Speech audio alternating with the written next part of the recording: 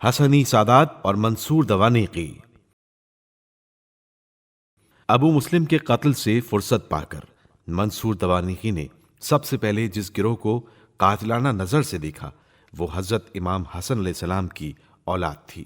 آپ پہلے ملاحظہ کر چکے ہیں کہ بنی عباس نے اپنے کام کا آغاز بنی حسن کے اتفاق و تعاون سے کیا تھا، اور مقام اول میں سب سے پہلے منصور دوانیقی ہی نے محمد نفس زکیہ کو امارت و خلافت کے لیے منتخب کیا تھا، بلکہ ان کی بیعت بھی کر لی تھی۔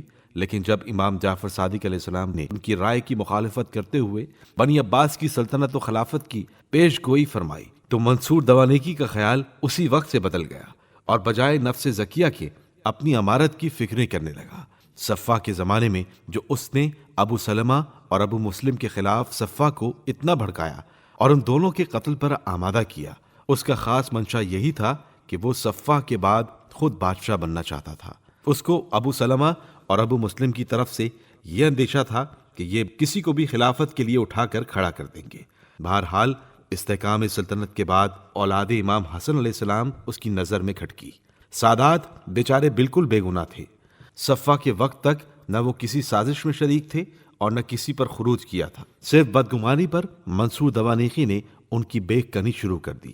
وہ 142 ہجری میں ان بے گناہوں کے قتل کا بیڑا اٹھا کر مکہ کی طرف روانہ ہوا۔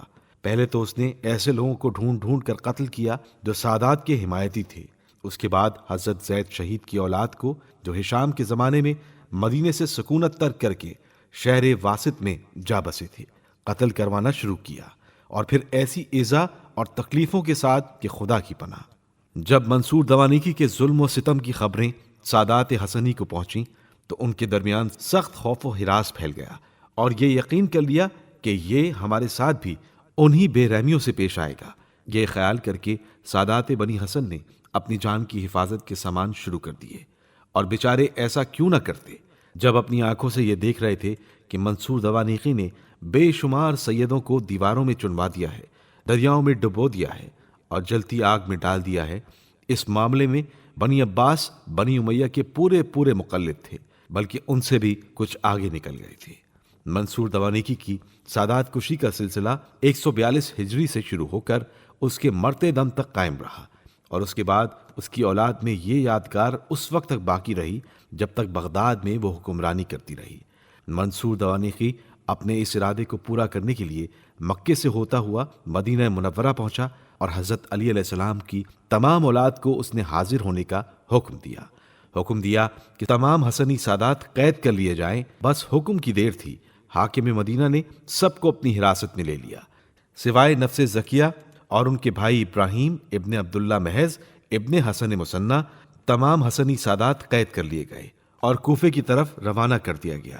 سادات حسنی کو خاص طور پر گرفتار کرنے کی وجہ یہ تھی کہ زیادہ خدشہ اس کو انہی کی طرف سے تھا، کیونکہ انہی میں سے نفس زکیہ کو وہ امارت و خلافت کے لیے منتخب کر چکا تھا، اور عبداللہ محض ہی وہ شخص تھے جنہوں نے مقام اول میں مشورے کے دن اپنے بیٹے کی امارت کے لیے سب سے پہلے تقریر کی تھی، اور منصور دوانیقی نے انہی کی تقریر کی تائید کی تھی، بلکہ بیعت تک کر لی تھی۔